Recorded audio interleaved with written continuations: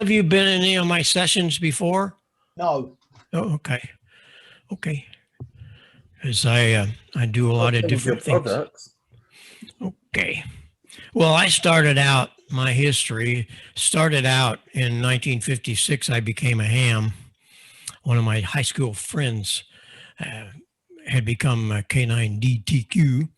And my parents bought me a Harvey Wells, as you see in that picture, and an RME converter and a Hallicrafters SX99. The reason I needed a converter is that I was a technician, and I stayed a technician for 17 years because when I got into the hobby, it was the largest sunspot cycle. And so I didn't need to go to any lower frequency. It was open 24/7, and it was absolutely a marvelous time.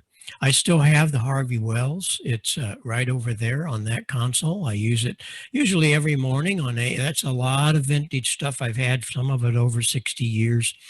Some of it I built from a kit and so on. As a 16, 17-year-old kid, that 20A, I was 18 years old when I built that little guy. But I love to build. I found out very early about building, and it really made a big dent in my life, of course. And at the same time, the same year, I became the organist at the Fox Theater in St. Louis. The organist there, Stan Can, he needed help to substitute for him because he wasn't there every night. And then the big deal was the fact that the organ, it had never been played in 20 years. And so we had to go in and tune and voice about 3,500 pipes. Pipes are like from 1 inch to 35 foot. That is where I learned to listen. Listening is something not everybody understands. You have to really pay attention because it's a mental process. Everybody hears, but not a lot of people listen to dissect what they're hearing. But I hadn't been on the air but just a couple of weeks, and I met up with K0DGE, and I couldn't figure out what was wrong. His signal was so horribly distorted. I just couldn't figure out. Next night, I come back, he's still there on the same frequency, and I'm going, what is wrong with him? Kept calling, I could barely understand him. But I happened to hit the BFO button in the SX99. It's, well, whoa, wait a minute. Here comes that single sideband signal I've been reading about in QST. Well, as it turned out, working him for 3 or 4 nights in a row, he was so thrilled that I could talk to him because nobody else would. He was on 6 meters. Come to find out, he was one of the very few first people on 6 meters in 1956. But he also was the engineer at KMOX Radio, a 50,000 watt clear channel here in the center of the country.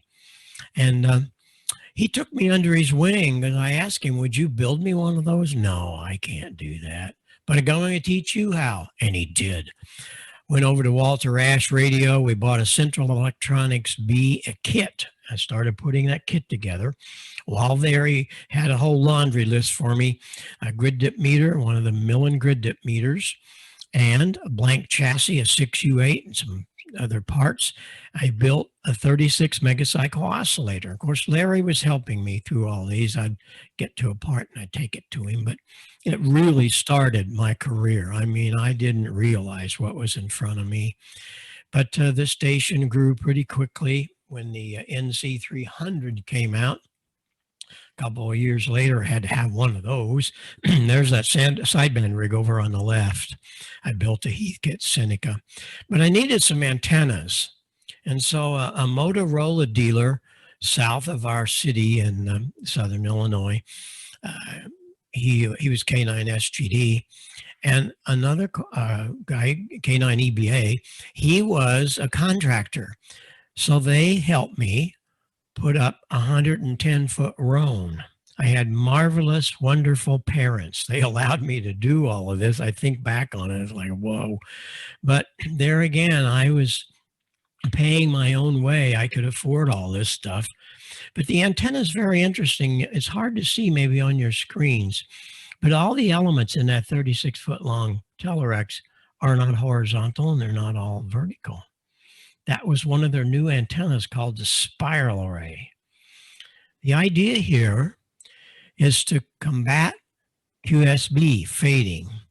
You're listening to a signal. I don't care if it's broadcast radio or ham radio. You hear fades and you think, well, maybe that's the power went down or skip went. No. Signals change polarity. They leave your antenna one way, but they might never get to the other side until they rotate a couple of times.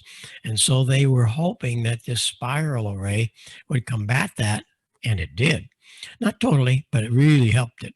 I also put up the guys put up a 50-foot Roan on the other side of the house. We put up a pair of 2 meter, 36-foot long, 15 elements on 2 meters. One we mounted vertical, one horizontal. What I did there is I brought the coaxes down using times T-line, and those coaxes allowed me to do all kinds of phasing and change polarity just by adding phasing coils. We get into that in just a minute, big time. But I also bought a 6-2 Thunderbolt amplifier kit, started putting that together. And Larry always told me, you be careful, kid. This 3,500 volts will kill you. It's not 12 volts. So I learned how to respect high voltage at a very young age. One day I get a call from Bob Drake, W8CYE. He was the founder of the Drake Receiver and Transmitter Company. You the guy that's got that kilowatt on 6 meters? And I said, I am. He said, we'd like to invite you to our club meeting. We hold an annual club meeting, and we ask for people to come in and present papers and things that have happened and you've built. And we discovered from the ARRL that you're one of the very first 10 that have put anything on single sideband 6 meters. So, okay, I'll go. I was 19 years old, scared to death, but I took all the diagrams and things. One of my 2 meter friends, south of us a little bit, had a Bonanza airplane, and I told him about I was going to drive over to the Biltmore. He said, I've heard about that. I'd like to go with you. How about getting in our plane and we'll go? Where was this? It was at the Biltmore Hotel, where they had taken all the furniture out of one of the floors. They had a Collins room, a Drake room, Central Electronics, Telerex, Hallicrafters, Hammerland. All of these things were in different rooms, but the guys were there. As a young kid, I was just mesmerized because they were like stars to me, celebrities, because I was reading about them in the magazines, and here they were in front of me. Where was this? It was the first of the Hamvention in Dayton, Ohio, held for many years in the Biltmore. In 1964, 5 years later, they moved to the Hera Arena. Well, while I was there, one of the guys from the J-Beam company in your country, I was fascinated, by the way. First time I'd really ventured off speaking with someone with your wonderful accent and our crummy hillbilly accent we have. But anyway, he said, would you mind if we would send over an antenna and you do a test for us? We need somebody with a lot of power. And so they sent over a 128 element J-Beam. Again, the Motorola dealer and a contractor, we put up a 40-foot tower in a spare lot beside our house, and they did all the phasing. Of course, I'm right in there learning what they're doing because we had to have all the phasing harnesses proper to make it work. Pair of prop pitch motors that rotated it as well as aimed it up to the sky for doing moon bounce, which we did. And so these were all fascinating times for me. The station really was my college education. It really was. I barely made it through high school. I only made it because I went the proper number of days My grades were just one level above serious flunking because I already had a career. I was making a lot of money as a kid. So I could do all these things and I knew what I wanted to do. I was going to play the organ and that I was doing that. In 1959, I got a job playing in a restaurant and I put in a pipe organ there. It was really fun. I was there. I actually played for about 12 years, but then I kind of got tired of that, but we'll talk later. But in 62, I built the first band switching transverter. So you could take 20 meters, put it into that little guy and end up with into the 6 and 2 Thunderbolt with a kilowatt and a half on either 6 or 2 meters.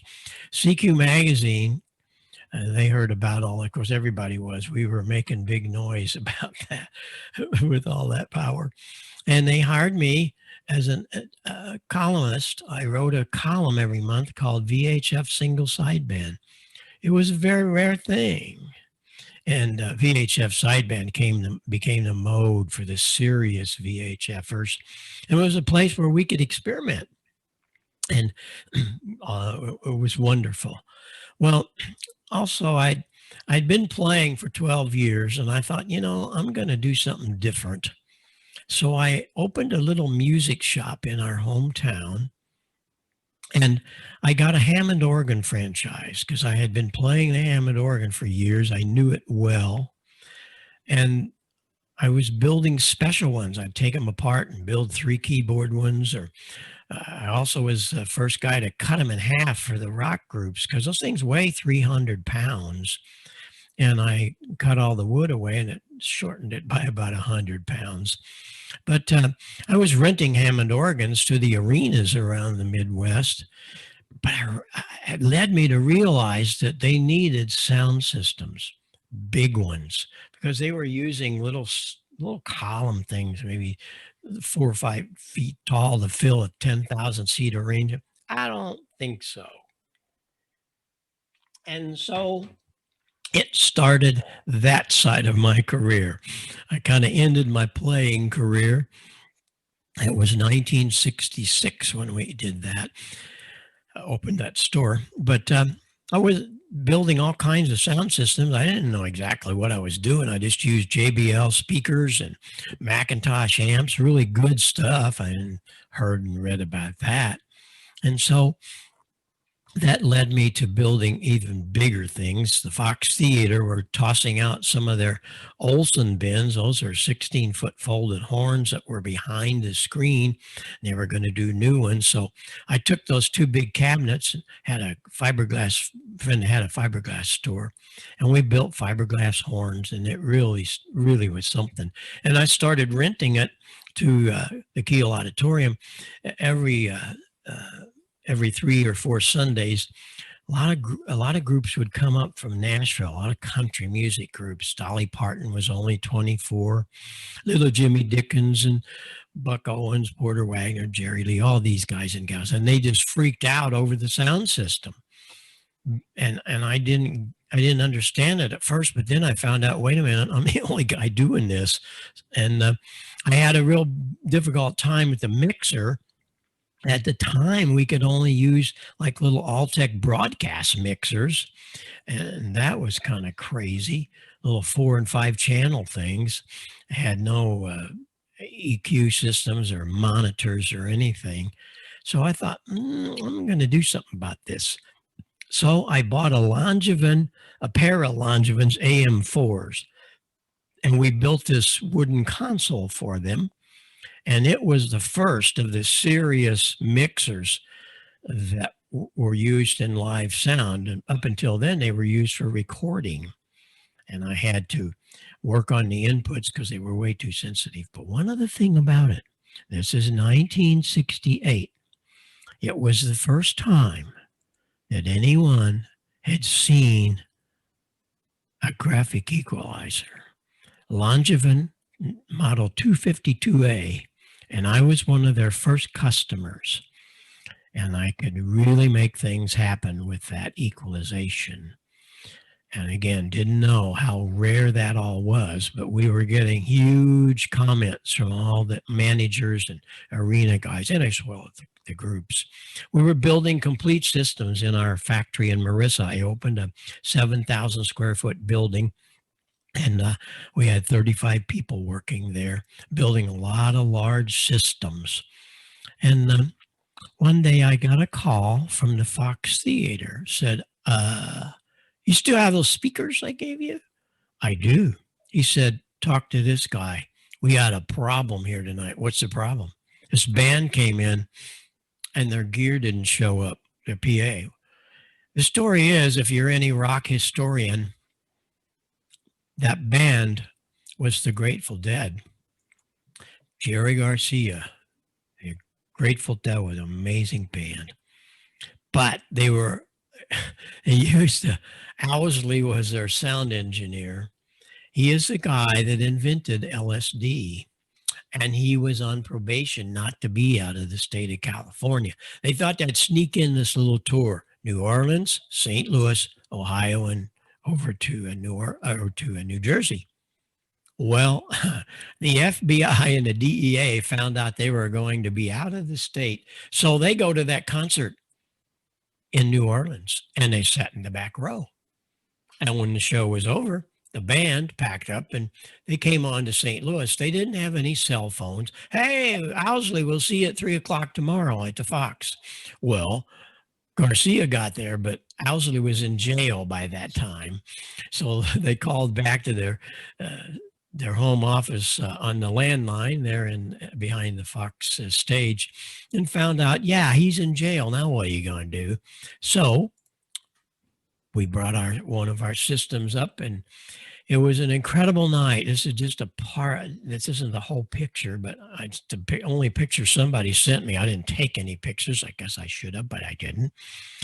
A guy was there, a journalist, and he wrote an article, "The Night Rock and Roll Sound Was Born."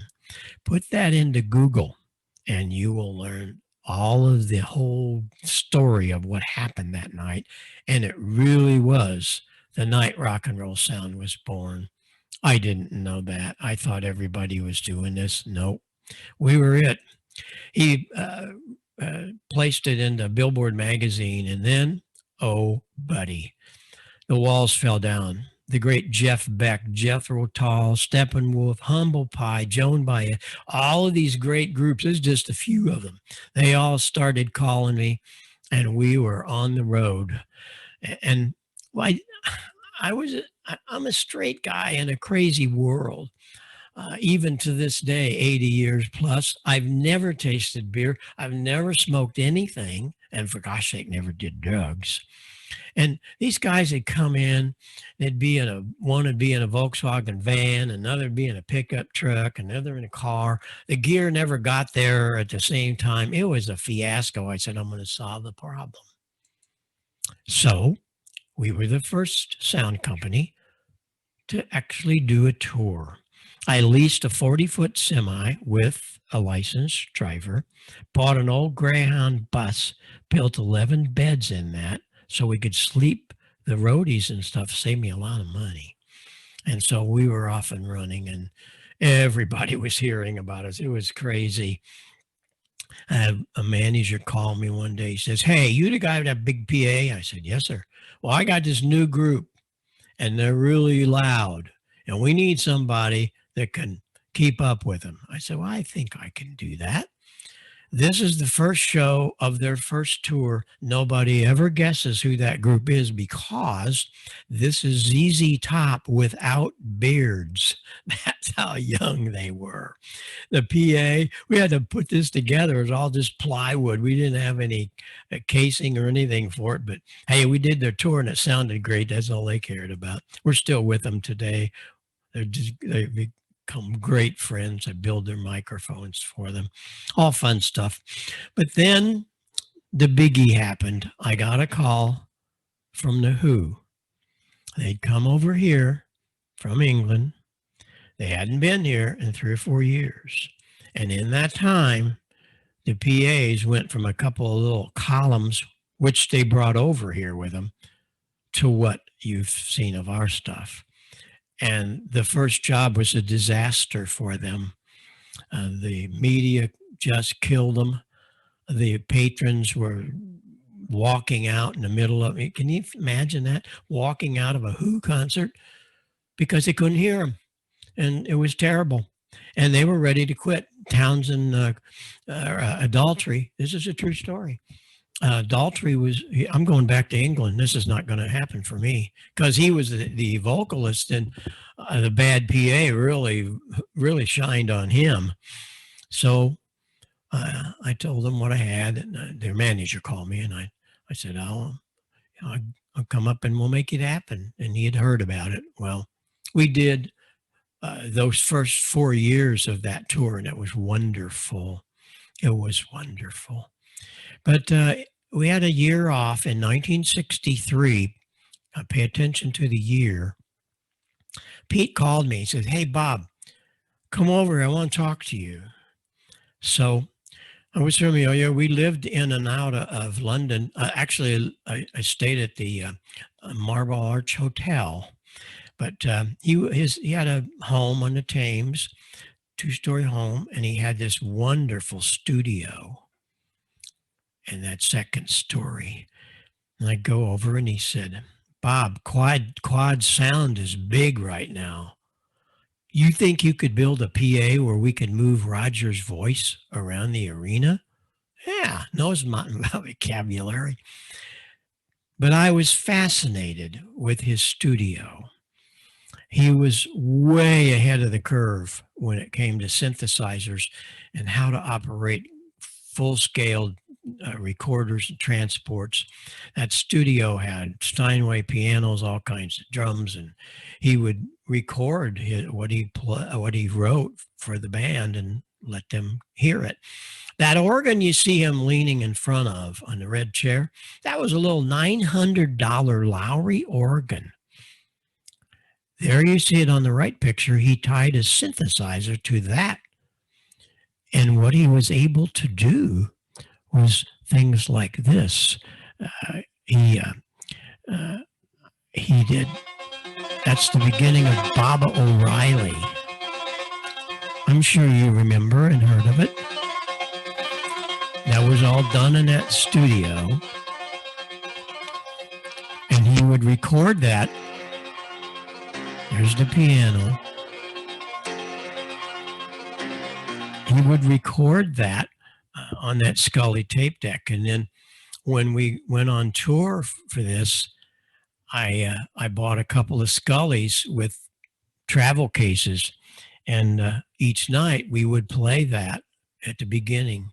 I was always kind of surprised. Nobody in all of my years and years and years ever asked me who was playing banjo, who was playing grand piano, who was playing synthesizer with the Who. There were only 4 guys up there. That was all done on tapes. We had it. He recorded it, and I had a Scully that we could play it. And I had a cell sync, which changed the speed. And he'd get started off with what you just heard, that little beginning, and he had the cell sync on. I built it in one of his amplifiers, and he could change the speed of what was going to happen to the tempo of what the song was going to be. Well, we went on and built that console. A sister company of ours, International Entertainment Systems in London. What happened there, we got together and we had very like systems with the large speakers and stuff. And if I took Humble Pie over there, of course they were already there, but if we did a tour there, I didn't have to take all my big stuff. I just took a mixer. They come over here with Emerson Lake or so on, and they didn't have to haul it. And so we became really, really good friends and worked together. But their engineer, Bill Hoff, he was something special. He was building this mixer, and just a few weeks before he was finished, I went and visited him after I met with Pete And so we had time to build that center switching so we could take those channels and make them into a quad mix. And that was the first and only quadraphonic mixer that we used on Quadrophenia. I do have to play this because I'm sure every one of you know about this guy. Keith Moon was, Pete Townsend said he should have been committed. He was crazy. He really was. But I stood behind Pete Townsend's amps every night of the many, many years. We were with him for 6 years. Because if anything went wrong with the tapes or any of that, I wanted to be there. About 8 feet to my right was the greatest drummer I've ever stood beside or around. And I've done hundreds and hundreds and hundreds of shows. Keith Moon just broke the barrier, but he was crazy. I mean, he did stuff that was nutty. I look over in the middle. This was really something. Opening night of Pete Townsend's big dream, Quadrophenia, 4 channels around the arena. We were in the Cow Palace in San Francisco. I look over and crazy Keith, he's laying down on the drums. Pete comes waltzing in front of me, still playing. So, what's he doing? What's he doing? He's probably spoofing. And then after a couple minutes, we're going, no, I don't think so. Well, this is what happened. Keith passed out. And so one of my roadies and I, we rushed over to pick him up and carry him underneath the curtain. And he was out like a light. An incredible historic moment of rock and roll. Come to find out, he took a tranquilizer for a 2,500-pound horse. Yeah, that didn't work too well. And he was gone. But anyway, one of the things about all of this, I was the guy that came up with monitors.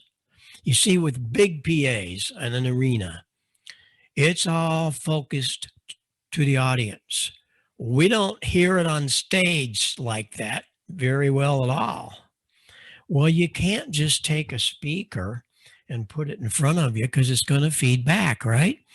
So what I did, and if you ever saw early pictures of the Grateful Dead, that's where I really started the project. I had 2 microphones taped together. One of them fed the big system. The other one fed the monitors. And it worked really good. Why didn't it feed back? Because they were out of phase. Whoa, where'd I learn that?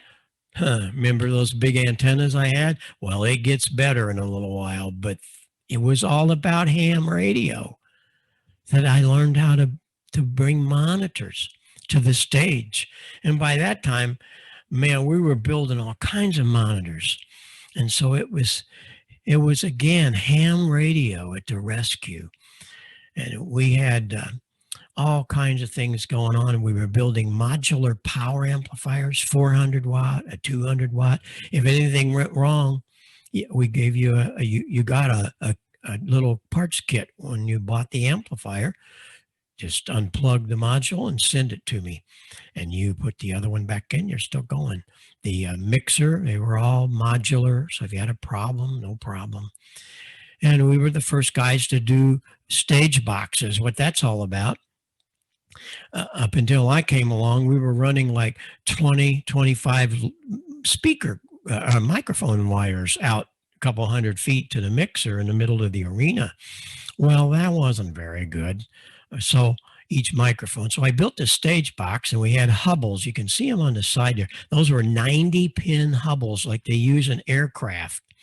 And it allowed us to be able to have multi-chords. And we would buy 30 pair of balanced audio in one conductor. It was really the start of the whole deal. And we had so many people just really clamoring to get this stuff. This was shot of one of the first production lines. That's my brother-in-law. He had a 5,000 square foot beside ours, our 7,000 square foot. He did all the wood, build all the cabinets. We had fiberglass. We brought that in-house. And we were just going crazy building things. We had 35 people in that building things on and on. It was for me quite fun because it was all ham radio. I mean, that's what I look at. That's how I was able to do all this stuff.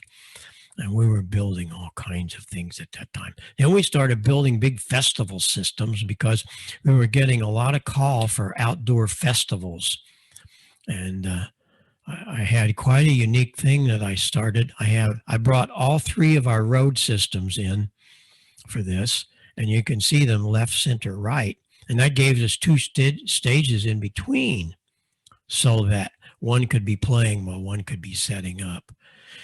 That particular show, there was supposed to be 50,000 people. It ended up there were 200,000. This was another one of a river festival, 35,000, just on and on and on. But I have to tell all of you, I really got tired of seeing this. But we were doing groups. This is just a small list. And you can pick out a lot of your country people here. We did an awful lot of UK bands, and I really had fun with them. But I thought, I got to do something here. We got to get out of this stuff. I'd been building for 12 years. We'd been on the road for 12 or 13 before that. I wrote the book. Nobody had ever written a book about sound reinforcement for rock and roll. A lot of recording stuff, but so I wrote the book, and it's all very simple to read. A lot of people use it as the Bible for live sound engineers. A lot of good diagrams, no stupid equations. It just told them how to do it. So it really worked out well. But I met up with a guy on tour, and that was Joe Walsh with the James Gang. WB6ACU. About 2 dates into the tour, we found out we were both hams. And we have become friends for all these many 55 years or more. And we do a lot of ham radio stuff. We go to the 1AW, worked on the Queen Mary, just did a lot of stuff. But he wanted me to build him a better microphone, and we did that. But then he recorded his first solo album in 1973, Barnstorm, and he had used a little box that the studio had, with a little 3-inch speaker and a funnel with a piece of hose that put in their mouth. It was built by Pete Drake, who owned the studio. He was a great steel guitar player. Bill and Dottie West, they were two famous Nashville friends of Joe's. They invited him to come to the studio. Well, Joe, being a gadget freak, as all ham radio operators, said, "What is that box?" And so he recorded his first album in that studio, and the signature song was recorded with that little box.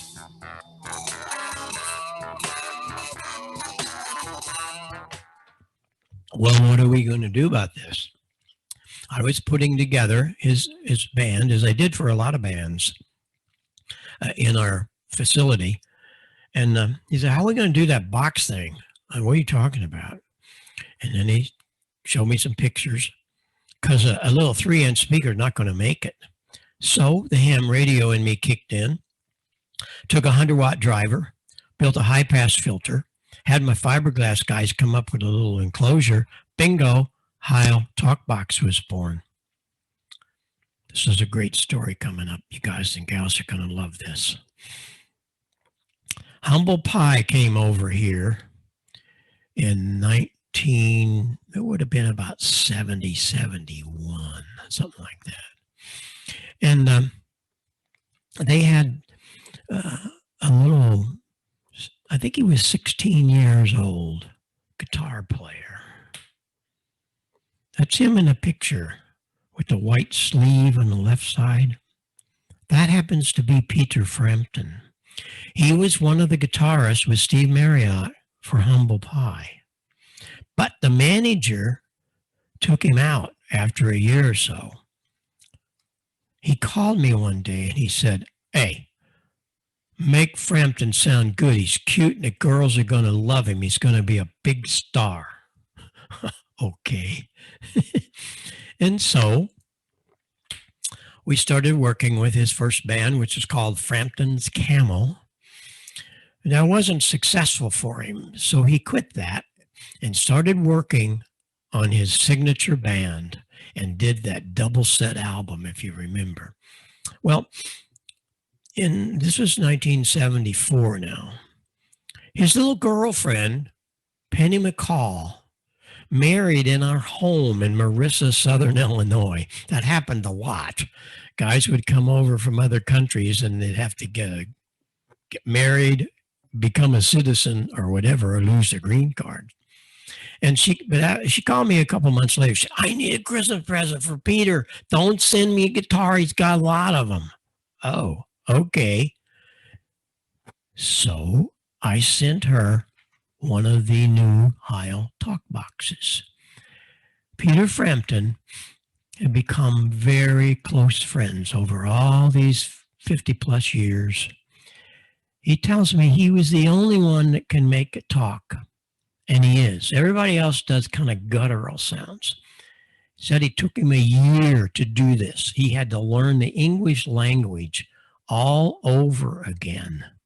And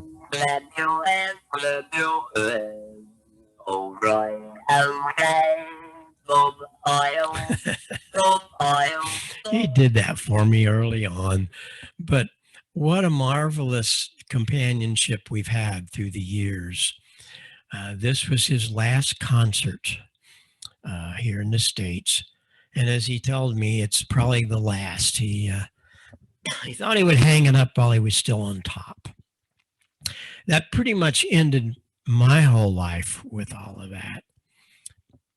So I got into the satellite business. Oh, yeah. You remember the big old 10-foot dishes? Well, again, it was the ham radio in me that could find that satellite out there 21,000 miles away. And so I became quite the dealer in Southern Illinois. We put in thousands of those dishes because in 1979, 80, when I got into the business, there was no way that people could see television unless they lived in the city limits. Some of those people were 100 miles away. And I would go to the to the consumer electronics shows because I was building home theaters, not little things you found for $300.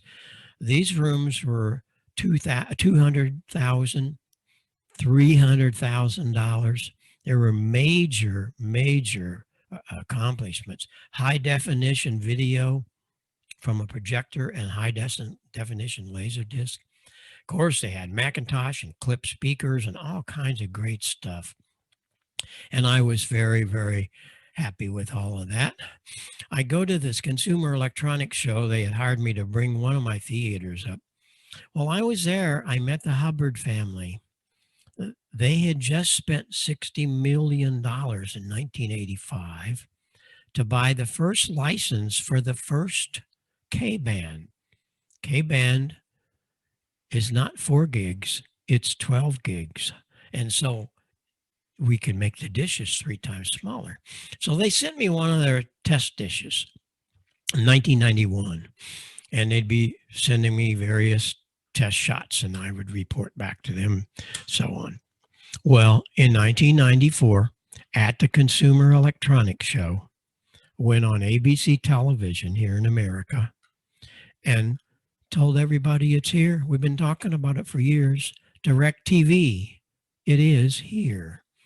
And so my theaters and all that, we really made a lot of inroads with all of that. Ray Dolby came to me and introduced me to his ProLogic receiver. and we got to show it for the first time to the public in our theaters, became friends. Tom Holmond. Tom Holmond was a very close friend here in Southern Illinois. He went on to school as doing movie sound and electrical engineering, and he was the developer of THX, Tomlinson Holman Experiment. He got hired by George Lucas, and I would go out and help him teach some of those classes. It was great fun. But that really moved on. I had a lot of people come to me and say, "Hey, I got a basement like this. Can you do something for your home theater?" "Yeah, we can do that." And that's what I did for her. Back behind that curtain is pulled back. That was what you saw before. Another guy said, "Hey, what do you do with this old fireplace?" "Well, that's what you do with it." And so I was really going crazy, all because of ham radio. I mean, that's the story here today. Well, one day I get a call from Paul Klipsch. Paul Klipsch was the father of the folded horn. He actually was kind of the inventor of hi-fi audio in the late 40s. An incredible, masterful engineer, audio engineer. And he called me and he said, "Hey, you the guy that got that big PA?" And I said, "Yes, sir." "Well, I want to come and see it." "Okay." And so he flew his Bonanza airplane up to Marissa, and the whole day was right over my shoulder. "Well, why did you do this? How come you did this that way? Where'd you learn to do that?" "Ham radio." "No, where did you learn to do that?" "Ham radio." They never got it.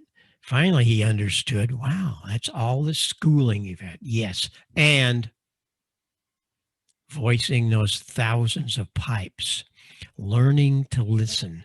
And once he saw and heard all about that, he go, "Aha, I'm going to help you." And we went down to his home in Hope, Arkansas that night. Next couple of days, it was absolutely incredible. My life changed because I learned so much. What he did, and you want to pay attention here, he referred me to the studies of Bell Laboratories in 1920s. Bell Lab was a consolidation of AT&T and Western Electric. That was the manufacturing arm of the Bell system.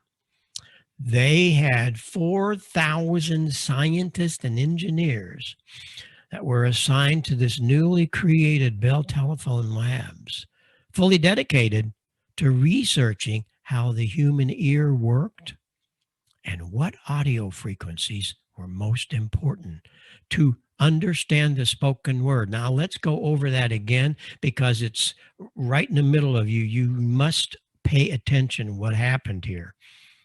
They were dedicated to researching how our ears worked and what audio frequencies were most important. Why? To understand the spoken word. This was the telephone system.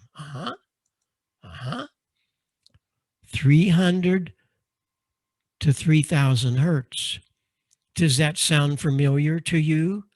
That's the bandwidth of probably your transmitter. Well, they couldn't figure it out.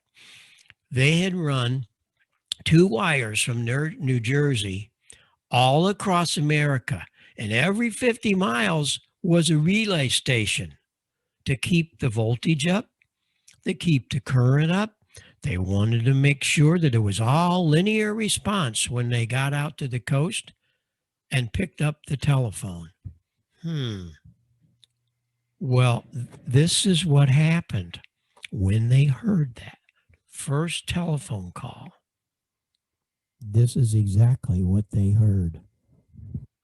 The F and the S, the P and the B, the essence of sound was lost. It was muffled. It was difficult to understand. Well, now, wait a minute. We got to figure this out. What's wrong?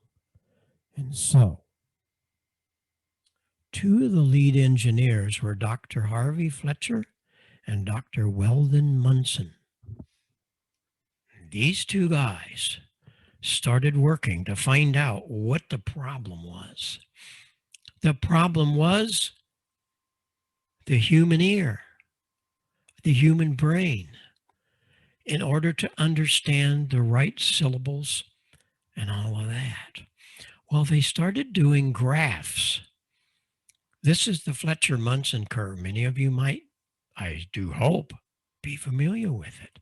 You see, the louder things get, the more flat it is. That's why kids like to listen to music real loud, because they are almost all of it.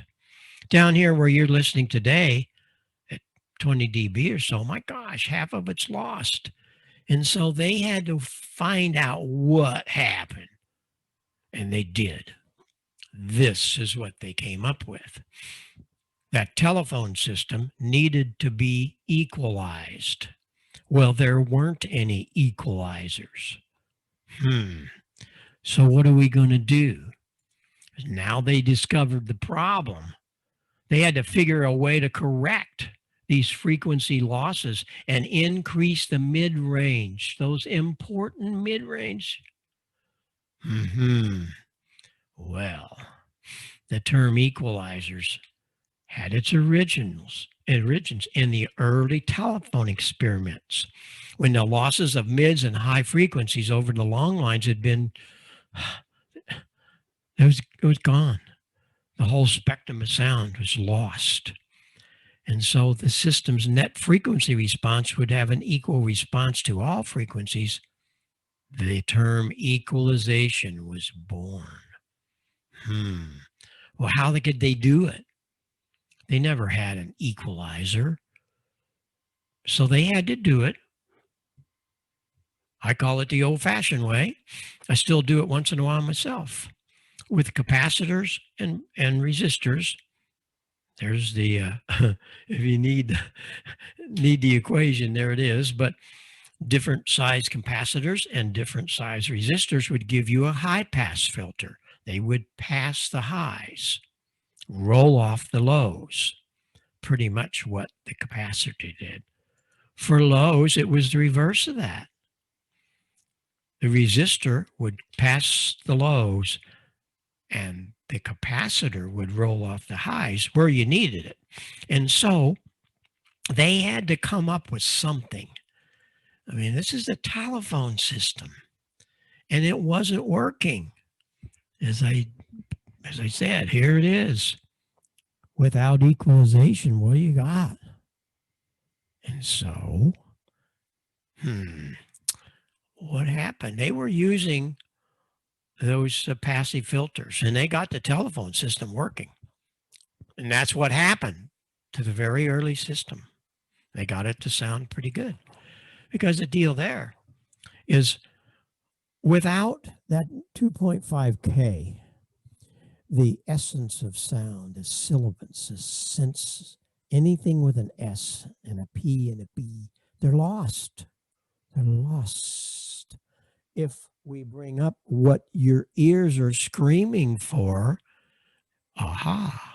now the essence of sound is spectacular.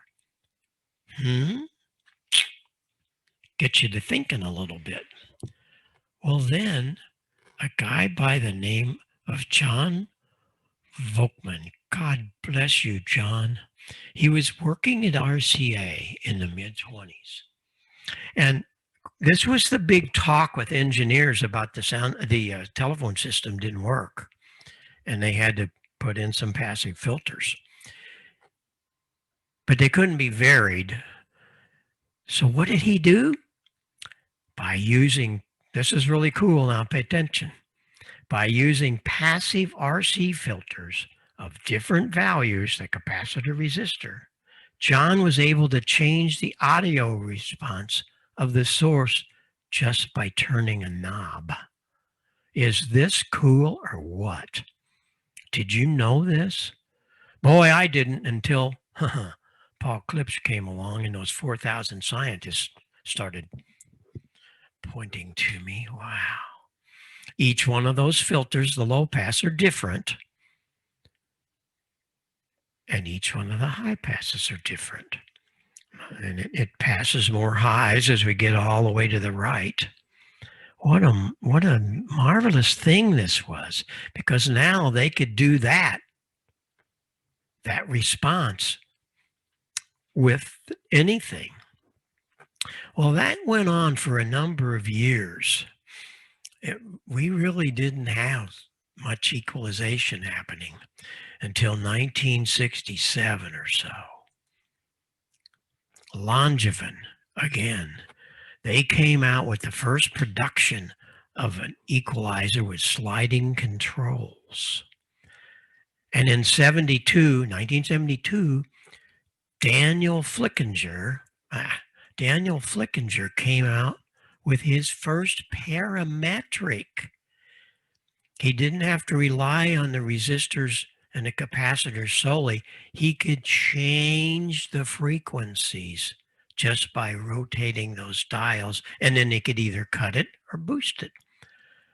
That went on a couple of years later for Symmetrics to build the all-time premier broadcast parametric. Every broadcast station that I've ever been in have Symmetrics 528Es.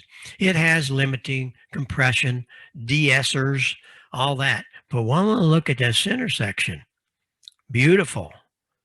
It has 3 filters. They each have 3 different things to do. They have the frequency. I have that one set at 100 hertz.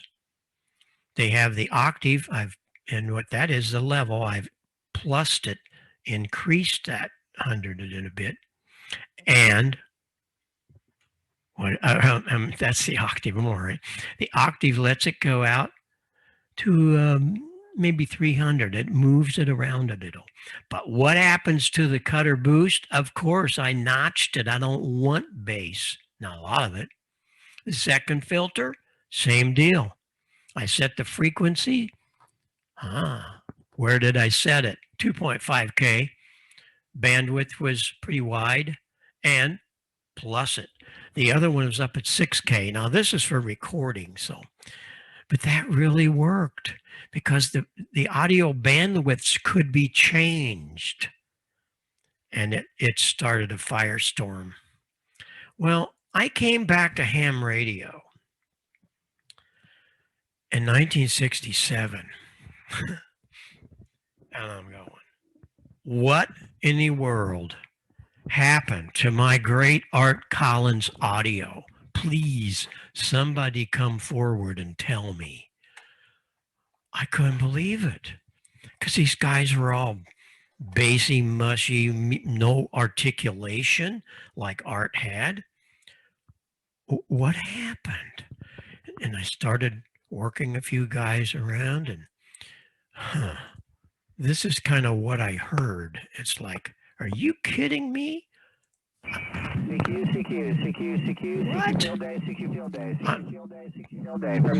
Am I supposed to put up with this, huh? No, I don't think so.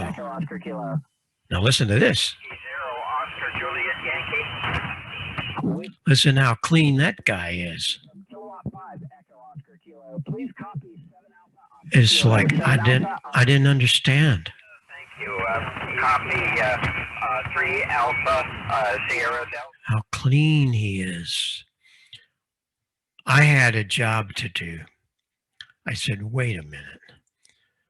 So I started playing around with some of the import rigs. See, I hadn't been on,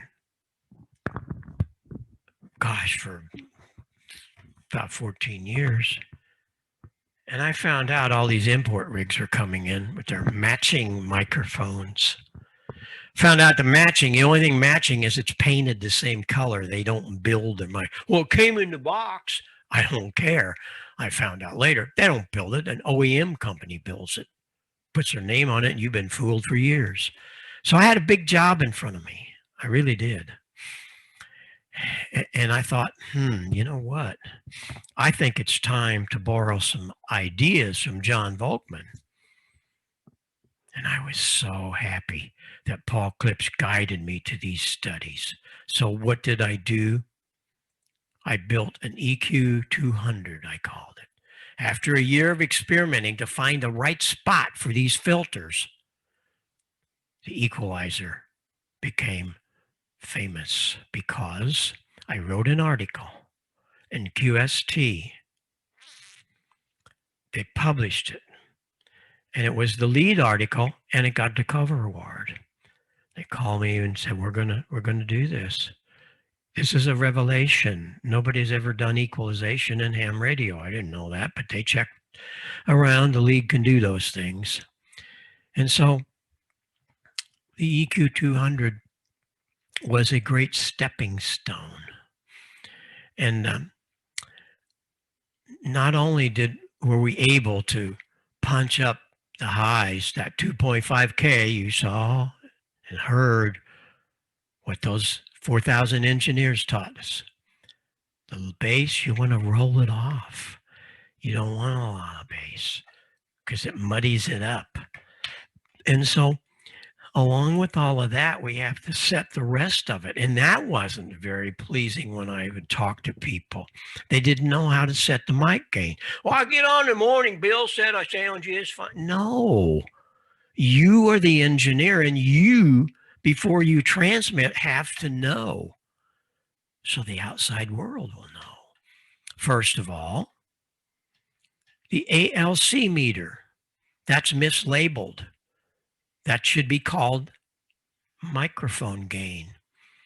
I was one of the engineers that Yaesu hired to build the 9000, the greatest thing they've built, in my estimation. It had all of the goodies that I wanted. We had balanced line, 3-pin XLR. So we got rid of a lot of RFI problems from the unbalanced microphone wire. The ALC meter was erased. If you go look at a 9000, it says mic gain, exactly what it's for. And you look at that meter up above me over my shoulder. That's a Duro loudness meter. Every radio station have those. And you notice I never get up over that red mark. And if I do, well, I can't even do it because I don't have the gain up far enough. But you want to make sure you never touch that. You just want to see it kind of bopping around down here, not up against the red. That's how you set mic gain. And then we have a thing called transmitter bandwidth. A lot of guys don't realize how important that is.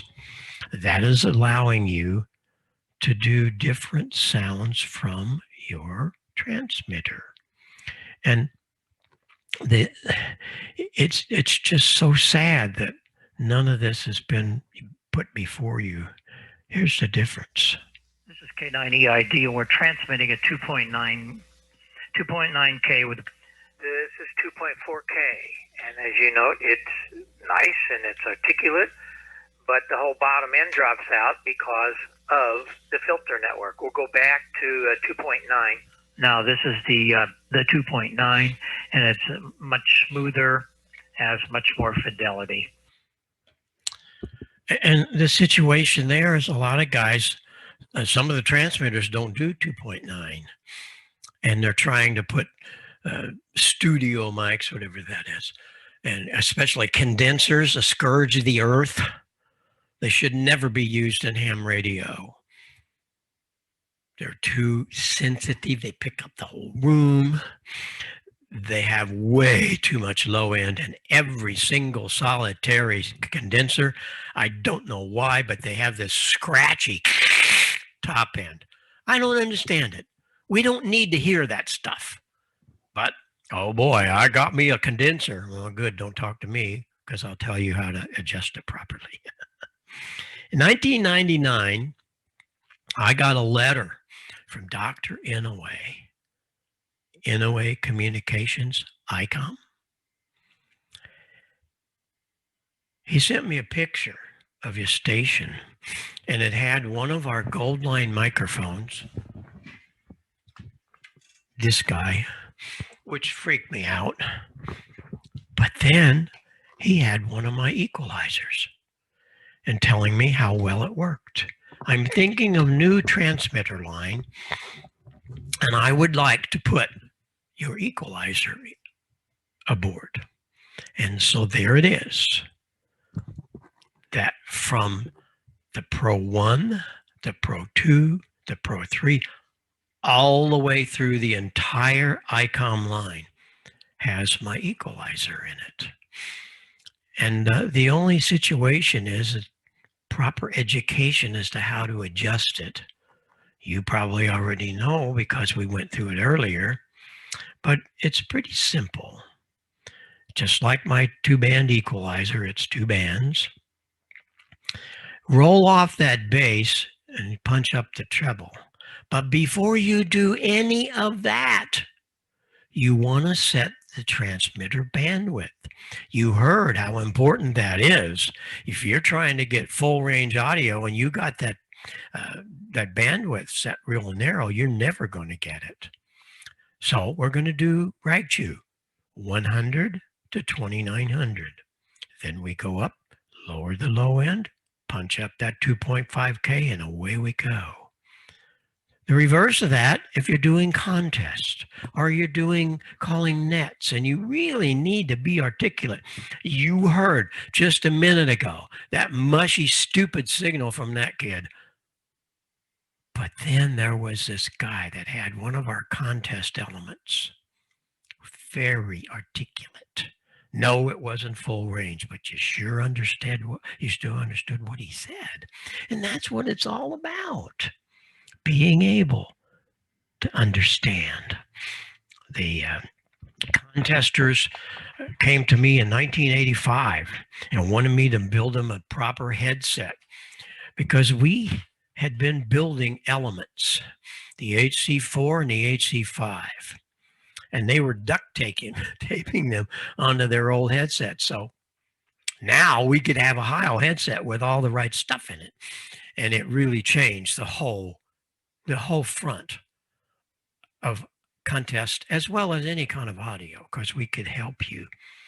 And the main thing of the contest element is I had nothing under 600 hertz.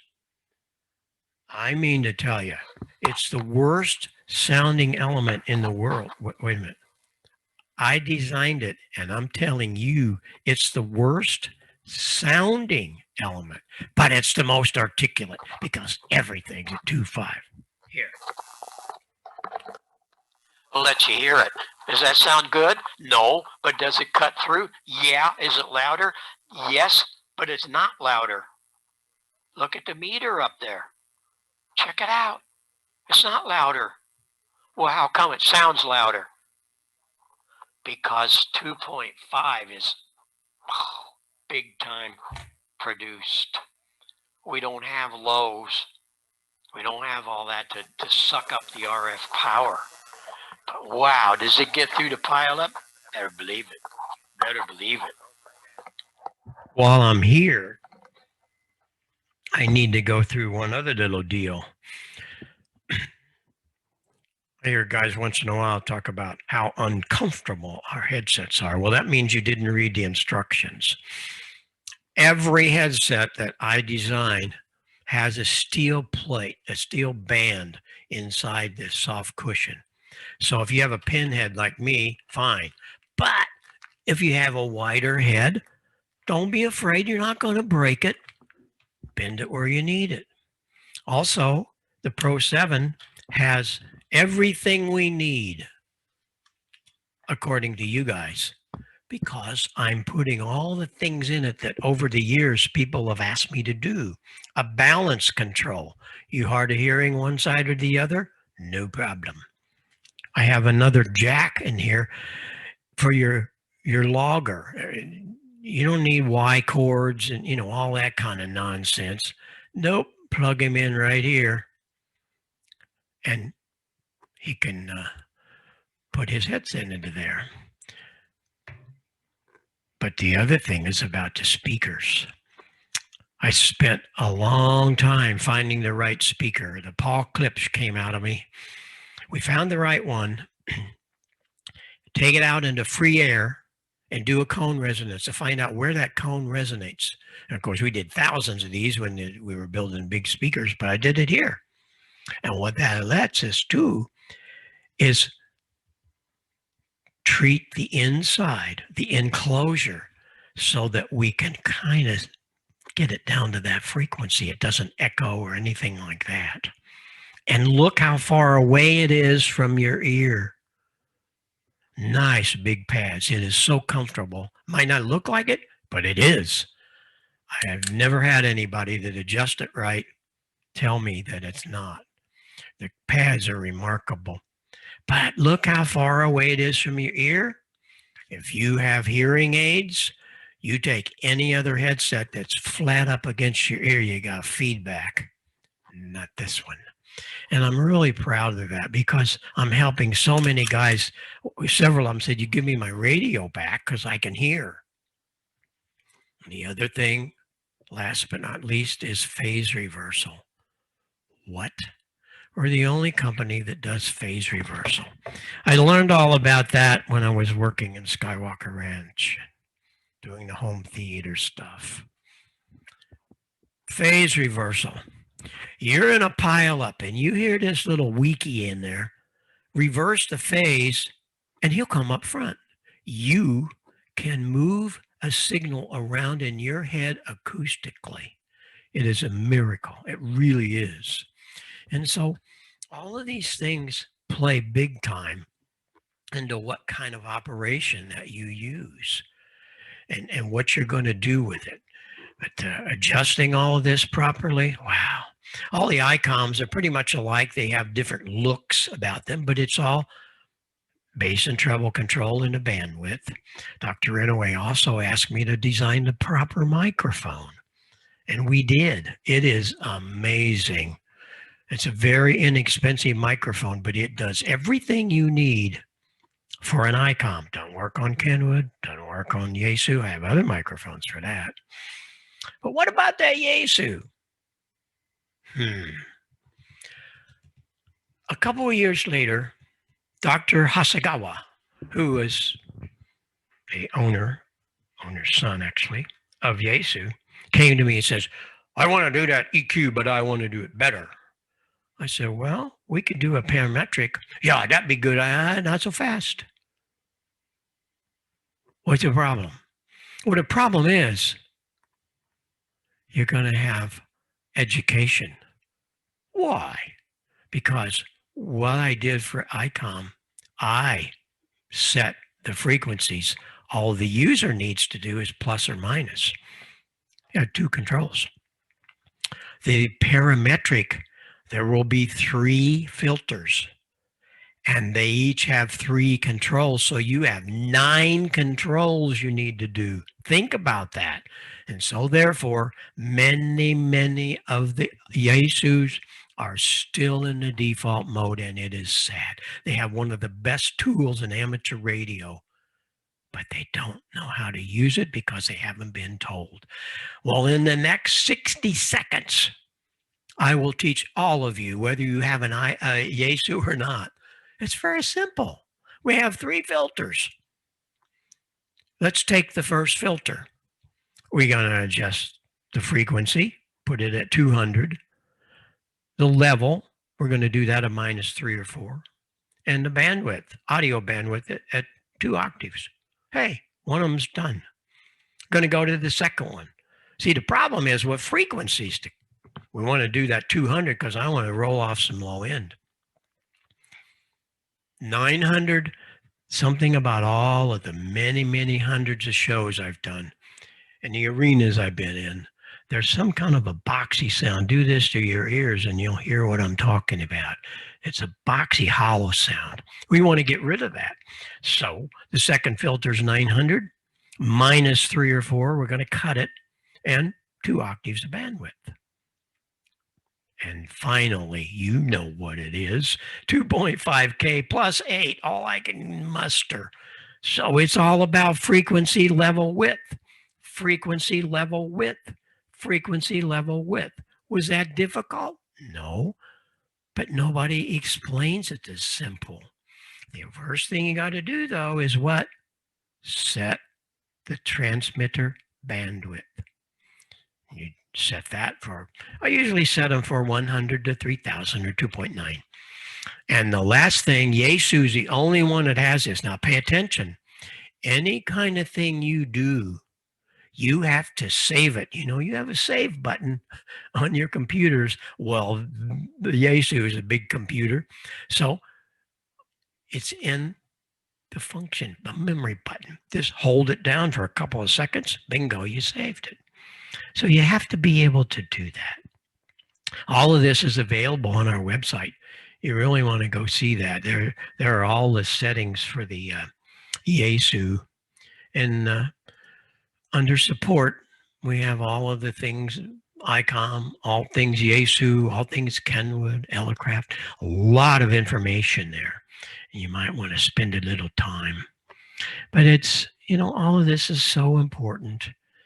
And we get into building the microphones. We build those properly. We, thanks to Joe Walsh, he wanted me to design a better professional microphone. Everybody uses that ball mic thing that they got to stick in front of their mouth. He said, get rid of that thing. And so we did. All of our pro microphones, they have a really nice front lobe and they have nothing in the back. Well, that was one of his requests. How do you do that? What I'm going to show you is something you will never, ever forget. This is design of the PR40. The PR40 was built at the invitation of Joe. All of our microphones, as you saw here, have a wonderful omni pattern on the front. So I can move totally around and it doesn't drop out. All the other mics, they got to hold them right here. They can't move. You know, you've seen them on the telly and all that. No, no, no. We want to be able to move around. But the other thing is they want to get rid of the rejection, the rear rejection. How do you do that? Well, rear rejection comes about in the form of cancellation. I'm going to plug in a microphone here. This is another thing you will never forget. And I don't understand why I'm the only guy that's out here doing this. All the articles and all the whatever you see in here, they don't talk about it. And it's the most important thing. I'm going to change this mic.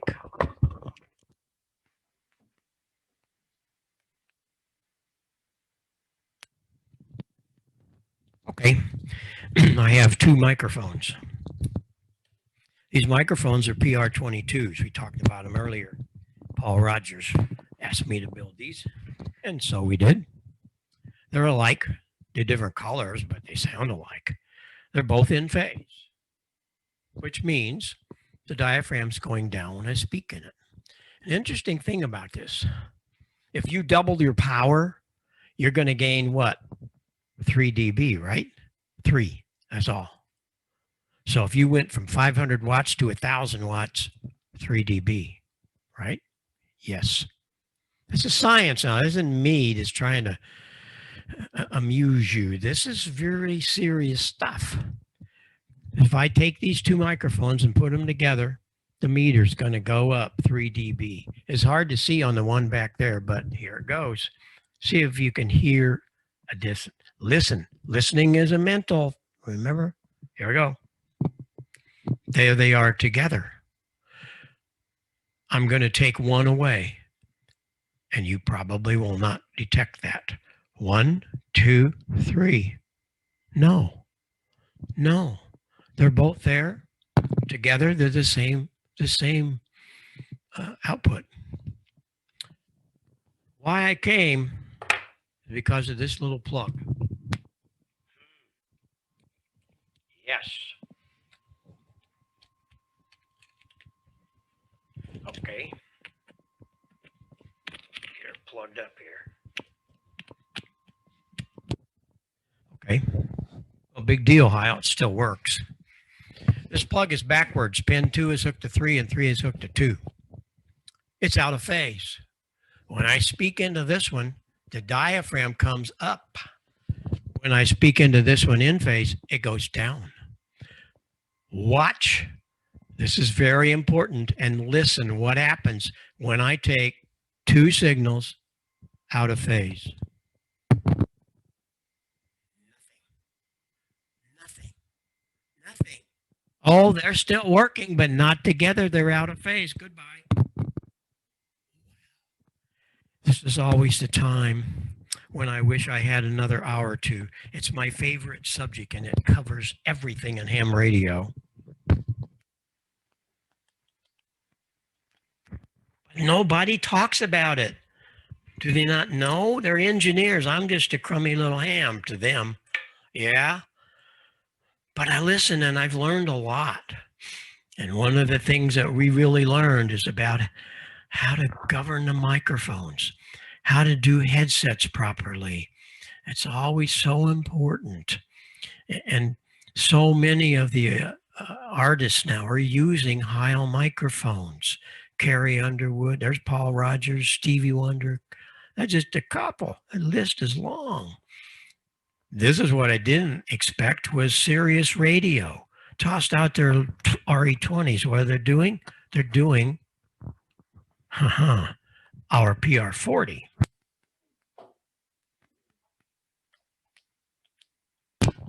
Why? Because you just learned what can happen with take a microphone and work around the phasing situation. Well, that's what I did here. Why did someone not figure this out before me? I never did understand this. But I came up with an idea. Joe gave me the instructions. The PR40. First of all, we're the only company, to build a large diaphragm. Everything out there that you see these guys having to suck up under their lip, those little ball mic things, is maybe an inch. Some are 3/4 inch. This one's 1 3/8 inches. It's huge. And every one of them, every single thing except ours, has 4 little holes, 3 o'clock, 6 o'clock, 9 o'clock, 12 o'clock. That's the only entrance, a little 1/8 inch hole for the rear rejection. You just learned what happens when you take two signals out of phase. Well, that's in the bottom of the element out of phase. Well, here's what I did. I opened up the whole bottom of that element 360 degrees. So now all the bass, the lows, the mids, they all come traveling up this, what I call signal collection tube. It's just a stand, and they come flowing up the sides into the bottom out of phase. So what this gives me, watch this screen. This gives me the only microphone that will give you 40 decibel, 40 dB of rear rejection. Here we go. It's gone. Oh, it's still working, but it's down 40. So now you want to know why the broadcasters and all that are getting rid of their old school whatevers? That's because they don't have any problem with the rejection. And so we're just really blessed by all this. That we use that element in that. A lot of broadcasters use it as a great microphone. And I was really stunned. A lot of recording studios are using the PR40 for different things. And I love being able to help people. My wife owns Heil Sound, and she said a couple of years ago, you need to do something. We need to build a microphone that's not expensive, but I didn't say cheap. And we were very lucky. We had built a microphone for the Fox Studios in Chicago as an interview microphone. Spent, oh gosh, I don't know, probably $35,000 or $40,000 to tool the special element and do all of that. Well, the contract was over, was very successful, but I still had elements laying and I had things there. The tooling was done. So we could build the HM12, which is absolutely an incredible microphone, for $100 or less. If you have never heard an HM12, wow, now that's what you put on your Kenwood and your Yaesus. I also built the baby, I call it the baby, PR40. The PR40 gets down to 28 cycles. No other mic does that in a dynamic mic. So and it's hard to tame on ham radio. I didn't build it for easy taming. This one I did. I roll it off at 50 and Flex Radio, and a lot of the manufacturers, this is their preference. And so it all comes down, this phasing thing, to this. How was the carrier deleted when Wes Shum, not Art Collins, brought sideband to ham radio? That's a good trivia question. Art Collins was 6 years late to the party. 1948, Wes brought the phasing rigs. Well, how'd he get rid of the carrier? How'd he get rid of that other sideband? How's your notch filter work when some idiot this falls on top of your frequency, doesn't care? You hit the button on your receiver, boom, he's gone. How's it work? It took his signal out of phase. You just saw what happens. He's gone. Great. Well, how did Dr. Yagi, how did he do the Yagi antenna? He didn't have modeling. He didn't all that stuff. He had a field strength meter and a bunch of aluminum. He put a driven element to frequency, and then he started cutting different links and moving them up and down in front of that, and he could get gain. Whoa. No batteries needed. Take a longer one behind in the sweet spot. It was out of phase, so the rejection was great. I've always wanted to build a phased array. This is how you do it. It's really simple. The key is you have a relay and you want to switch it to the left side. Now that's the driven element, because the reflector is held up by the delay line. If you didn't have the word phase in the English language, time would pretty much tell that. And I said, I'm going to build a phased array. And so I did. Check out what happens when you take two elements, a little phasing harness on 75 and 40 meters. This is an amazing thing. We have just completed the installation of a 75-meter phased array antenna system, consisting of a pair of coaxial dipoles mounted atop a pair of 55-foot telephone poles. We put them in an inverted V fashion, and the poles are 64 foot apart. These are 500 foot from the operating position, fed with RG213. In order to make the antennas directly from east to west, we use a delay line, a 43 foot here on 75 meters that's switched in and out of the driven element, either east or west. The downlead length is 126 foot. We take all of that coax, the downlead length, the 43 foot phasing delay line, and mounted them in a container, one of the plastic container boxes that we actually buried, and just the top of it shows. It's all sealed, so it's waterproof. But that's the way we get to switch all the components from 500 foot using one of the Amatron RCS 8V remote switches. It really works well. Take a listen to how we can get at least 10 to 20 dB difference east to west. Like a lot of people do. Mine's usually 3 inches or so. That's just after you done mow it. And I know, probably, we get a dry day. I'm going to have to lay out there and mow. That's just all there is to it, because, if you leave it that high, when it starts growing in it all, it's looking ragged pretty quick. So it's to that point now, and the system really performs on weak signals. Take a listen as we switch to the direction they're coming from. Also note the preamplifier makes no difference on 75 meters on this signal. The preamp will, of course, make the meter read higher, but in many cases, the preamplifier does not cause the weak signal to be more readable. Check it out.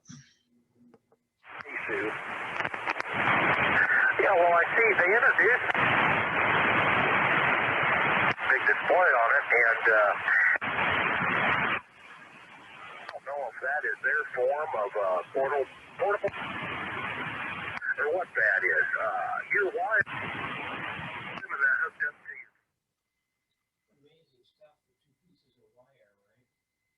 It's just a wonderful thing, and it's all about phasing. But these are things that I learned over the years. We do a lot of building and stuff. One of the things I want to do here in closing, I get very, very disgusted with all of it. Bob, you've lost your audio. Okay, there we go. I want to make sure that everybody got to hear that, because that's very important, and it's not a big deal. You can put up a 40-meter phased array just 33 foot apart and 33 high, so that's kind of fun. But I get tired of all these things that I have in my mind, and I bring them to the manufacturers because I work for them. And my biggest one is their receivers. What do you mean? Our receiver, fine. They're only thinking sensitivity, selectivity. I'm talking about audio. The audio in all of these transceivers are terrible. Even the $15,000 one. They have 1 or 2 watts at 10% distortion. They drive me crazy because I mentally try to dissect what I hear, and so I got to do something about this. And so I did. First of all, I built the right speaker. All kinds of companies building speakers, but they're not very good. They use little cheap speakers.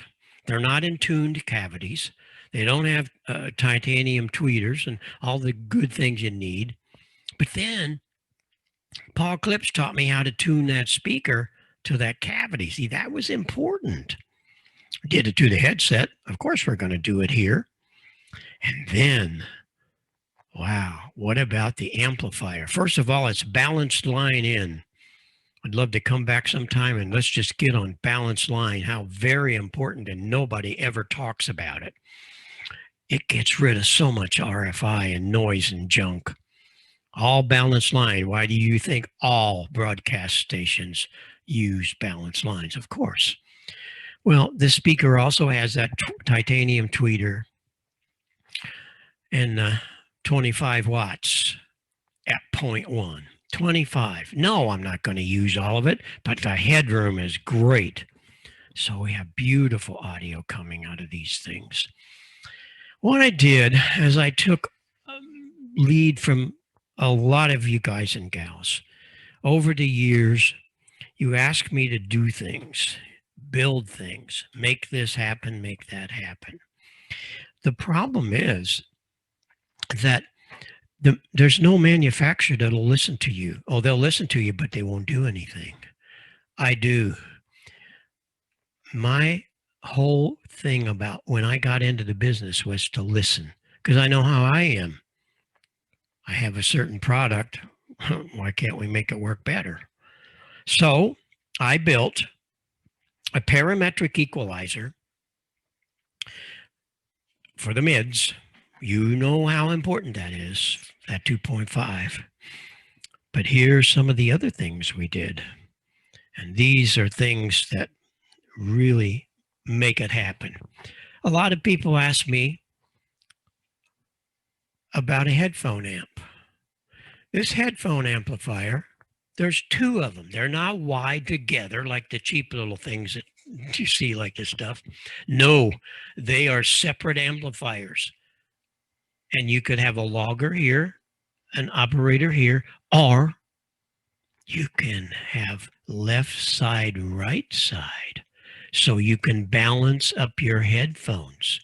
It also has another amplifier that's line level out. These aren't just Y chords. You go look at the design of all the other cheap things that's out there, or things they really got it going on. No, this is an honest to goodness line out. Plug that into your computer and you can make great things happen. Input levels, not a big deal. Of course, it's very clean. But the filters, we put the top filter at 6K. We put the bottom one at 160 hertz. But then the all important is the mid-range, and it is parametric. This is the gain, but this we can rotate from 400 cycles to 4,000 cycles. I have a copy that I took off air. Let's take a listen. That's the way you hear him. Echo India 8 Bravo, Lima Bravo, EI-ATLB. There it is, back to flat. It's the way you hear him, no EQ. Very good AQ from Ireland. Name is William Lima India Alpha Mike, over. It's flat. Echo India 8 Bravo, Lima Bravo, EI-ATLB calling in by. Here are a couple of usual single sideband signals that are mushy and bassy, difficult to understand. But you can add some speech articulation just by adding some 2.5 mid-range. Of the 2 meter, sideband, but they're just not, it's not the same as a rig built, just for 2 meter sideband. The receivers will never compare.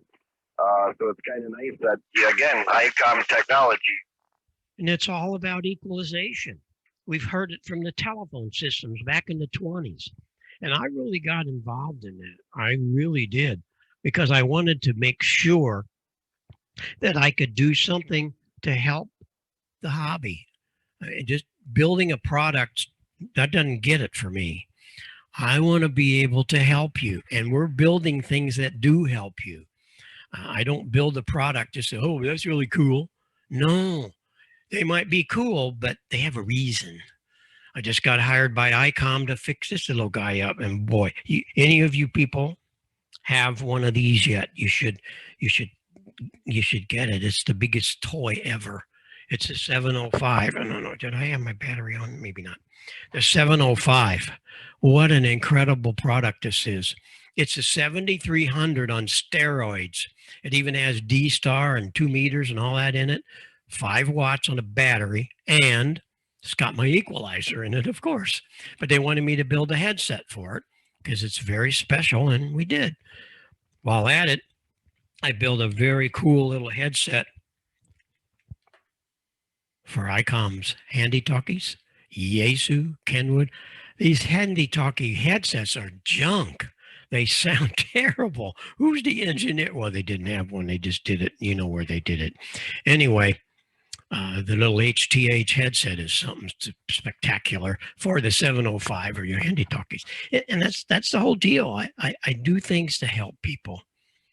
And last but not least, a simple thing, but you're going to say, you gotta be kidding me. No, connectors. I hate connectors. This has been with us since 1963 when a company called Foster patented this connector. It was done for the CB craze that was starting. It's terrible. All of the manufacturers, the major manufacturers don't get it. It's hard to screw this on sometimes to the connector on the front panel. Little bitty, maybe even 1/4 inch, whatever it is. The cable clamps never work. They usually put a piece of heat shrink around the wire and so on. So it's not made right. While I'm here, you notice that red wire? None of the manufacturers ground their shield. I know that comes as a great surprise. That's the first thing we learn in building, isn't it? Well, don't take it loose, but pull that connector back, solder a red wire. It could be blue or green, by the way, onto the shield. Then bring it back out here and wrap it around the one of the screws for the cable clamp.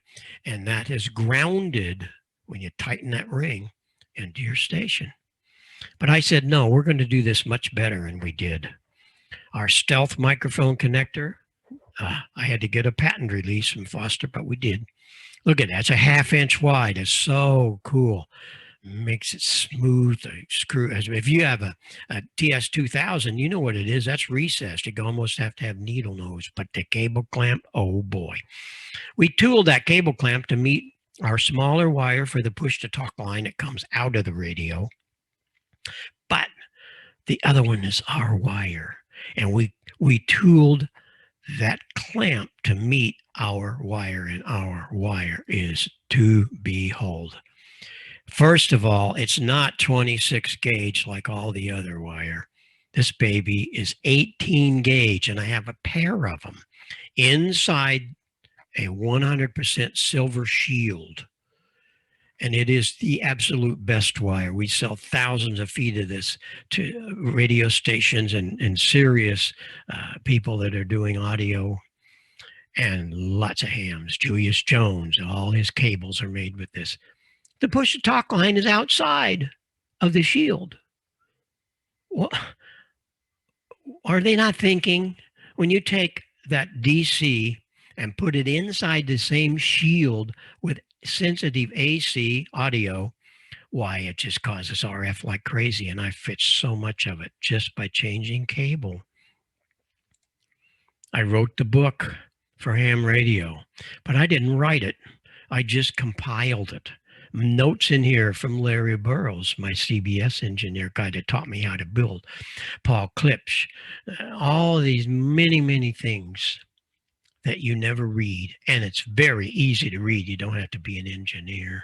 You can go to our website and download this one. It all starts with the microphone. It really has a lot of good information. And last but not least, recently we were inducted in the Rock and Roll Hall of Fame in Cleveland. We're the only manufacturer in the Rock Hall. That's that quadraphonic console we built in England with IES and our power amps. And on the other side of it, ZZ Top's mixer, one of the monitors, and the first talk boxes there. And last, we were given an honorary PhD by Missouri University, and how wonderful that is. But wow, I hardly made it through high school, but I learned it from ham radio. I know this goes long, but I'm sorry, but there's so much to talk about.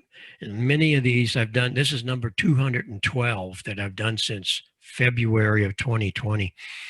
And a lot of them we're doing second and third. They pick out a subject. Let's talk about phasing for an hour or whatever. So you want to do that, you call me and we're here. Boy, that'd be great. I'm very honored to be with you. Any questions? Surely you would have some questions, I bet you. I've got hundreds, but I just feel bad about it. Bob, that was amazing. Absolutely amazing. I mean, I knew you had a fantastic lead into microphones, but I didn't know it was as good as that. I mean, that's just pure amazing. Thank you. I certainly would love to invite you back to another time to hear a bit more about phasing, because that would really be cool. Anytime.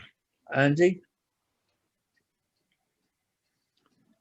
Yeah, thanks for this evening, Bob. Very much appreciated. Again, like probably most of the others, and from what I've received in the direct message chat, everybody's saying how fantastic it is for you to give so much information and history and the science behind it all. It's fantastic to get you this evening.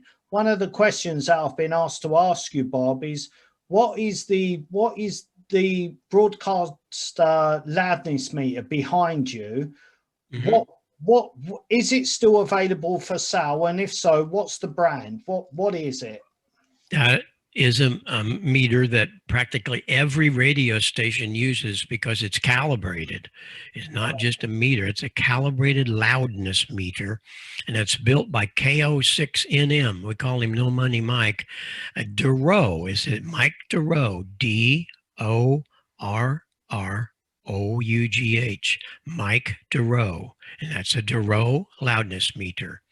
And I use it here when I'm checking gain on my microphones. Yes, I can do it on a scope, and I do. But that's the end result right there. And it works great for me to do different designs. Fantastic. Brilliant. Thanks very much for that, Bob. Mm-hmm. Bob, I just wanted to say that I think you've been licensed over 60 years. I'm saying 1958. But I've learned more about audio, microphones, how to set up a microphone. Over the years, we all do the same. We say, what does the audio sound like? And you get so many reports back. You don't really know if they're right or wrong, but I've got Icon here, 7610, and I now feel I know how to adjust the audio settings in that correctly. And thanks for that very much. Yeah. I love the 7610. Well, I like them all. They're like your children. They're a little different. But wow, that 7610 is everything that you would ever want. But the microphone, setting that, yes, you don't call up the BBC and say, hey, I don't like the way your mic sounds. Do something about it. Well, you get on 40 meters or whatever, and the guy says, hey, I don't like the way you sound. Well, no, this is me. This is what I want. And you do that by listening with a pair of headphones and another receiver. That's the best way. Yeah. That's right. Or you can use the monitor. It's not 100%, but it's better than nothing. And that's how I do it. Yeah. I usually use one receiver that I always use for that, but it works great for me, and I know it does for others once you've figured it out. Yeah, that's what I found is the best way over the years. So think alike. You're right. Bob, that's absolutely fascinating, and I've really enjoyed both the new learning and some of the history of it. And I'm going to rewind a little bit to concert recordings. And you were saying about people sounding how they want. And I would regret not having the opportunity to ask you. I won't say who the artists were, but I recently went to a concert, and they'd be household names here. And the warm-up act, it was so beautifully set up. The audio in the auditorium, just, perfect clarity, like you had an amazing hi-fi system at home to listen to it on. And I thought, this is going to be a real treat. And then I guess they changed recording engineers. Maybe they had Heil microphones for the warm-up act. I don't know. But for the main act, it was so loud. This seems to be the trend. It is so loud they were actually passing out earplugs, and it sounded better with the earplugs in. Mm-hmm. And I'm just curious about whether loud is good. If I've not gone to enough concerts and I'm not deaf enough yet, or what's your opinion? I'd love to ask. That's why I don't go to many of them today. I have I know. Oh, it's over there. I have a loudness meter. That's not a big deal. And every night we would set up on top of the console our loudness meter. And if that thing started hitting 100 dB, I'm going, And I got a lot of flack from audio guys for the other band. No, we got to be 110. I said, well, you're going to cause damage. No, we're not. We've been doing it for years. Real egotistical. Who cares about you? Well, I care about the people that paid money to come here, and I want the report like you gave. I want it to be very clean, and it doesn't have to be roaring loud. And so that's a tough thing today here in America. Some of the institutions, the halls, the arenas, they're starting to have police, audio police. They walk around, and if it gets too loud, they go over. I know one show that one guy was so obnoxious, they pulled the plug, and they weren't going to let him back because he said, I'm not turning it down. Okay, don't leave. And that's what we have to find out, because a lot of people are losing their hearing because of that. Pete Townsend's one of them. He can't hear anything over 4K. So kind of sad. But yeah, I appreciate that. Seems to be a real push for loudness over clarity. Yeah. I had an organ teacher, if you guys knew anything about pipe organ, it's George Wright. George Wright is the master. passed away a few years ago. But George Wright is the master of theater organ. You put into Google George Wright and you listen to some of his stuff. He's amazing. I was very blessed and fortunate to get to take a few lessons from George. And the lessons I got were not, I can play, I know the chords. It was styling and some of the registrations. But when the first time that we met, I said, oh boy, kind of nervous because you're the king here. He said, no. He says, I'm just going to teach you. I said, that's good. He said, but I'm not just going to teach you how to play. I'm going to teach you how to play and not be good and loud. I just want you to be good. And that really wakes you up when somebody of that structure is telling you, oh boy. But that's the whole deal. Loudness is not where it is. That's for sure. Thank you. Yeah, it's all in the Fletcher Munson curves, isn't it, Bob? I'm sorry? It's all basically built into your Fletcher Munson curves for hearing. Yeah. It says if you're too loud, your hearing is flatlined, no good. Yep. Go down 20 dBs to 90, say, and it all becomes a lot better. Yeah. I used Amazing to wear, how that used to wear earplugs for that at concerts, and you hear better when it's quieter. Do you think he's using a Heil microphone, Bob? I don't know. I don't think so. I have to say Anyway. though, Bob, I've got the ones for the smaller ones as well. I've got several of your products, but I've got the one for the handhelds. Oh yeah, and from ICOM 51, I think, it's a very lightweight headset. I mean, you don't really know you're wearing it. right. You don't have the radio blaring out so the rest of the world can hear. Yeah, So you're not that's true. disturbing people. That's right. And the audio from it is so much better. So I don't buy lapel mics, you know.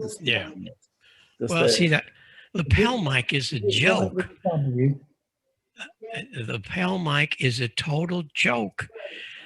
People see them used on broadcast television, and they say, well, you know, they got one, or the news directors or whatever. Well, thank you.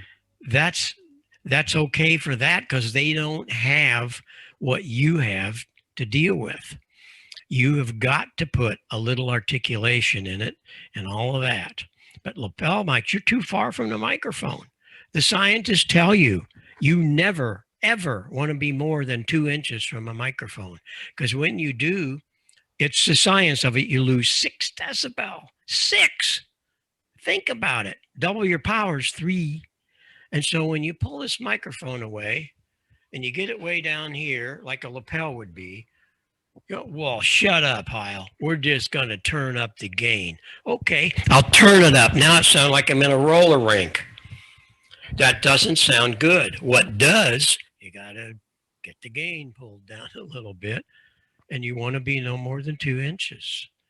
And that's my biggest gripe with the condenser things. Oh my God, I can be across the room. Yeah, you can, but you sound like crap. Well, they sound, no. You got to deal with 48 volts and you got to, it's just awful. And I've proven this so many times where guys will really, some of these lectures I do, we do demonstrations of one to the other. And nope, it's got to be a dynamic mic close to your mouth. Bingo. Not here. You don't need to do that. You got to be about 2 inches. It works great. So here you are. Yeah, amazing. Thanks, Bob. Well, I'm going to have to get out of here too because I got a thing coming up at 4 o'clock, and that's coming up, and you guys are late. Well, I ask you one question. You guys, do you go to Waters and Stanton? You go to MLK, Martin Lynch? Where do you go? Everywhere. Yeah, and Nevada. In Nevada, yeah. They all Rocket Radio. Well, yeah, they sell ICOM. Yeah. Well, I hate it that we can't travel. I loved it the years we came over with Waters and Stanton. That was really great. If you guys were around in those days when I was there, I'd love to come back and do that. And I really need to go visit with Martin Lynch and his crew because I think they really got it going on. Well, thank you for inviting me. Let's come back and do other things. And remember, you can always talk to me. Just my call at ARRL, K9EID at ARRL. Please don't be shy. Bob, I've got one more question for you. Just a final question, because if I don't answer it, I'll regret it. Right. Okay. The question is, for a newcomer, for a newly, because in the UK we've changed to online licensing. We've got a lot of new licensees. They're just coming on board. They're purchasing predominantly icons. Seems to be the market leader at the moment for the newly licensed. So they've got a 7300 and they realize that the stock microphone isn't particularly great for them. It'll do the job, but they want to refine it a bit. They want to get through a pile up, etc. What would you recommend with the Icon, say 7300? What kind of thing would you recommend? Would you, because a lot of people, Bob, they seem to be, there's so much varying information, like getting a band EQ compressor, purchasing a mixing desk and putting microphones through a mixing desk. And totally stupid. It can be totally stupid. You have all the equalization you need in the radio. The problem is ego. Oh, I got 18 bands. You do, but you only have 300, from 300 to 3,500. Come on. Come on, get with it. Well, here's the deal. Dr. Inouye learned it right on when he got a hold of my equalizer. He builds it in all of his radios. And he asked me to build them the right microphone. The ICM, it almost spells ICOM. And it's absolutely amazing on any ICOM. And it's like $100 or whatever. I'm not sure what the retail out there is, but that's it. It comes with the cable and my connectors and all that. You don't have to do anything. You plug it in and talk. Got to push the talk switch on it. It's wonderful. And that's what we need to get guys to understand, that it's not all of this stuff. I just, again, it's all that, well, I got all that stuff, I'm going to be better. You know what? A lot of times your audio is not as good as just somebody with a simple, proper microphone, equalize it a little that you need. But it's really sad today because everybody's got an opinion. I only deal in science, and I think I brought a lot of it to you today. And I really appreciate it. Thanks, Bob. Thanks very much for your time. We'll be in touch. Fantastic. Please do. Bob, that is one of the most interesting talks I think I've ever attended. So thank you very much indeed for that. Thank you. Thank you. Hear, hear. Yeah. We'll come back. Yeah, thanks, Bob. Appreciate it. Okay, you're going to write a review on EHAM. Take care. We'll see Bob. you next time. Yeah. Cheers, Bob. Thank you. Cheers, Bob. Sure. 7-3.